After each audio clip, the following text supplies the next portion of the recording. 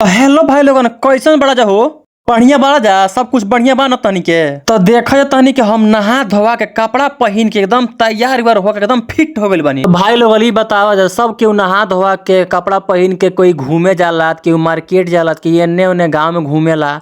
हम देखो कपड़ा उपड़ा पहन के झाड़ झूर के हम जातनी खेते। तो घर से निकल के हम रवाना हो गए खेत के तरफ खाती। कुछ देर चलने के बाद से हम पहुंच गए ऊखी के दोनों बीचे में। साला इतना ऊखी के पतई कटई पे आवत रह से मुंह चिरात रहा, हाथ चिरात रहा, हमार दिमाग खराब हो गए। साला ऐसा रास्ता में मेढ़ी पकड़ के जाए पड़ता है भाई। दोनों ऊखी के बीचे पड़े मेढ़ी रहेला, वह पकड़ के जाए पड़ल हमरा। रास्ता में है दादी है लैकनी भेटा गई हेलो। इहे कुल देखते सुनते हम पहुंच गए अपने खेते, धाने खेते। तो ये हम धाने खेत देखे ही नहीं है। ठीक बा भाई लोगों, देखा जाए कितना मस्त हरा भरा बा।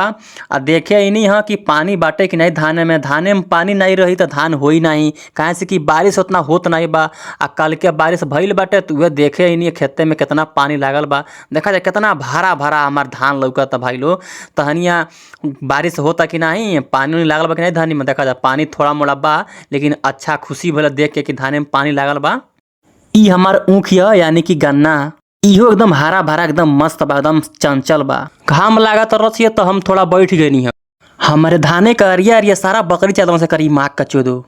का करी हम साला, पूरा हमार दिमाग खराब हो गया बेटा। पूरा यहाँ से वहाँ पूरा बकरी चरा दिला बाँस हमार धान। तो पूरा खेत ओत घूम कर लगनी हम घर जाए तो साला जो है ऊखी के बीचे पर हम हेल के आयल रहनी है। गटई में इतना कत्ता लागल से, बाही में इतना कत्ता लागल से साला। तो गाँव में पहुँचनी तो है हमसे वो लड़का भेटाइल, हमार लड़का लागी कहत हमसे फ्री फायर खेलबो। हमके चले तो फ्री फायर खेल, हम फ्री फायर खेलबे नहीं करेनी। आगे से लोबर टी शर्ट के गाड़ी आवत रहलो। हई देखो मेहरारू जहाँ बैठे सुनो तहाँ कनी के बस तो ओरइबे नहीं करेला। कहाँ से इतना बहस तो पाटेली सु। हेने देखा तनी तो हई लड़की अपन दादी के दुपट्टा साइकिल में फंसा देली बिया। हई लड़का फ्री फायर के चैलेंज देते देते कहो तो चलो बैठा हमार साइकिल तक घरे छोड़ दिया। साइकिल पे इतना माटी लागल रहो। इहे कुल देखते सुनते हम घरे पहुंच गए। तो मिल तनी कोनो और नया बोलग में। Bye by.